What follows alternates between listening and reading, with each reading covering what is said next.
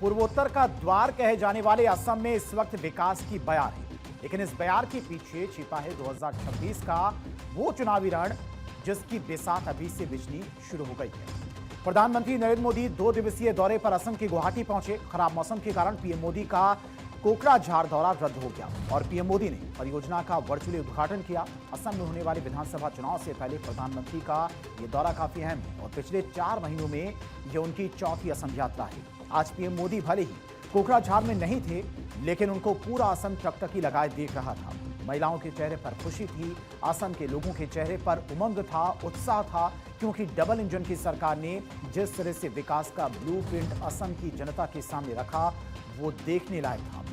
इसे एक छोटी सी वीडियो क्लिप से भी समझ सकते हैं। देखो।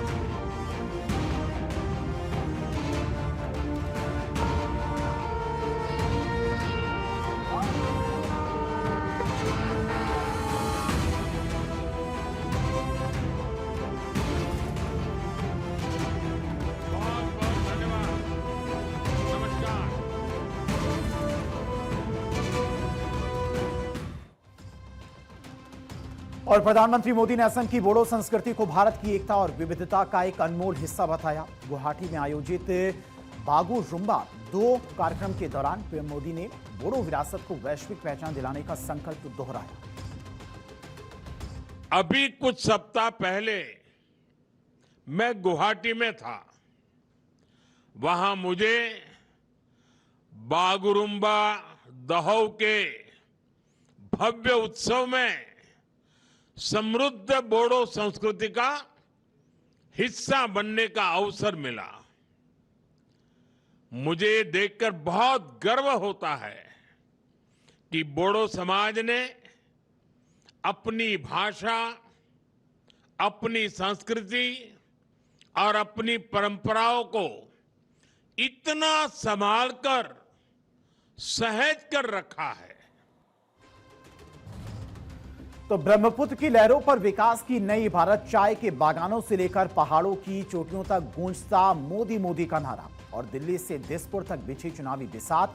प्रधानमंत्री नरेंद्र मोदी का असम दौरा सिर्फ परियोजनाओं का शिलान्यास नहीं, बल्कि 2026 के विधानसभा चुनाव का वो बिगुल है जिसने विपक्ष की नींद उड़ा दी है। बीजेपी जानती है कि असम में जीत का रास्ता विकास और सांस्कृतिक पहचान से होकर गुजरता है। कामाख्या मंदिर, रोपवे प्रोजेक्ट से लेकर चाय बागान और मजदूरों को जमीन के पट्टे देने तक बीजेपी ने हर वर्ग को साधने की कोशिश की। प्रधानमंत्री ने आज असम को मेगा गिफ्ट दिया है। प्रधानमंत्री नरेंद्र मोदी ने असम को 47,000 करोड़ रुपए की सौगात देकर न सिर्फ इंफ्रास्ट्रक्चर की नींव रखी, बल्कि विरोधियों के किले में भी सेंध लगा दी है। लेकिन इस विकास के पीछे एक मजबूत राजनीतिक संकल्प भी नजर आता है। असम माला 3.0 से लेकर कोकराझार के विकास तक और रेलवे इलेक्ट्रिफिकेशन से लेकर जल मार्गों तक पीएम मोदी का यह मिशन पूर्वोत्तर असम की तस्वीर और तकदीर बदलने वाला कहा जा रहा है। भाजपा एनडीए की डबल इंजन सरकार भी असम की विरासत के संरक्षण और असम के तेज विकास दोनों के लिए निरंतर काम कर रही है। आज यहां इस कार्यक्रम में ही इस क्षेत्र के विकास के लिए 4,500 करोड़ रुपए से अधिक के प्रोजेक्ट का शिलान्यास और लोकार्पण हुआ है। इसमें से 1100 करोड़ रुपए से ज्यादा की राशि बोडोलैंड की सड़कों के लिए खर्च होने जा रही है। असम माला इस अभियान के तीसरे चरण से असम की रोड कनेक्टिविटी और अधिक सशक्त होगी। थोड़ी देर पहले मुझे कामाख्या चारलापल्ली अमृत भारत एक्सप्रेस और गुवाहाटी न्यू जलपाईगुड़ी एक्सप्रेस को हरी झंडी दिखाने का भी अवसर मिला है। इन सभी प्रोजेक्ट से आपको सुविधाएं तो मिलेंगी ही, ट्रेड और टूरिज्म को भी बढ़ावा मिलेगा। इससे किसानों की उपज आसानी से बड़े बाजारों तक पहुंच पाएगी। और प्रधानमंत्री मोदी ने घुसपैठियों पर भी हमला बोला। पीएम मोदी ने हेमंता सरकार की तारीफ करते हुए कहा कि आज असम में घुसपैठियों के खिलाफ अभियान जो चल रहा है वो काफी ज्यादा संतोषजनक है। पीएम मोदी ने कहा कि कांग्रेस का हाथ हमेशा घुसपैठियों के साथ में रहा है और उनके शासनकाल में मूल निवासियों को जमीन का हक तक नहीं दिया गया। मुख्यमंत्री हेमंता बिस्वा शर्मा के साथ मिलकर बीजेपी अब हैट्रिक की तैयारी में है। मुख्यमंत्री हेमंता बिस्वा शर्मा के कुशल नेतृत्व में बीजेपी असम में अजय दिख रही है और 2016 में पहली बार कमल खिला। 2021 में जनता ने फिर भरोसा जताया और अब लक्ष्य है सत्ता की हैट्रिक का। 2026 में लगातार तीसरी बार सरकार बनाने के लिए बीजेपी के स्टेट लीडरशिप के साथ साथ केंद्रीय नेतृत्व ने भी पूरी ताकत झोंक दी है। आंकड़े गवाह है कि असम में बीजेपी का ग्राफ लगातार ऊपर गया है। 126 सीटों वाली विधानसभा में बीजेपी और उसके सहयोगियों ने विपक्ष को हाशिए पर ढकेल दिया।